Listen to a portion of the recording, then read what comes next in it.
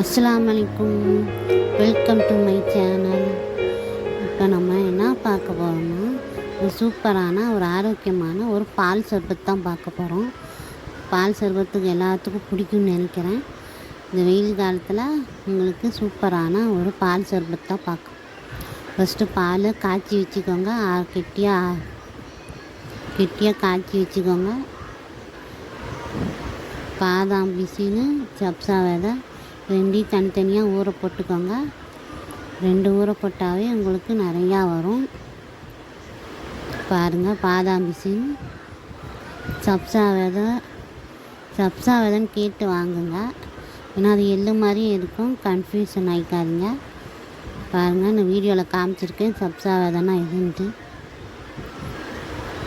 பாருங்கள், இது ரெண்டுமே ஒரு 1/2 ஸ்பூன் போட்டால் போதும். நல்லா நிறையாவே உங்களுக்கு வரும்.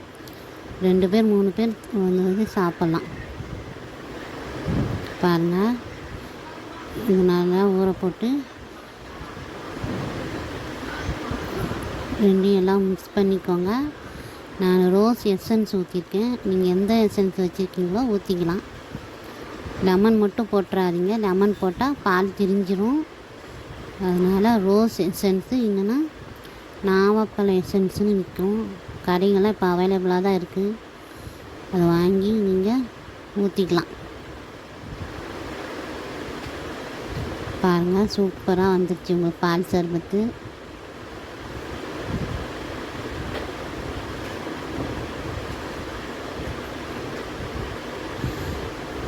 ஊற்றி நீங்கள் ஃப்ரிட்ஜில் ஸ்டோர் பண்ணிக்கலாம். வெயில் காலத்தில் பிள்ளைங்களுக்கு இதெல்லாம் ஆரோக்கியமாக கொடுங்க. நீங்களும் ஆரோக்கியமாக குடிங்க எல்லோரும்.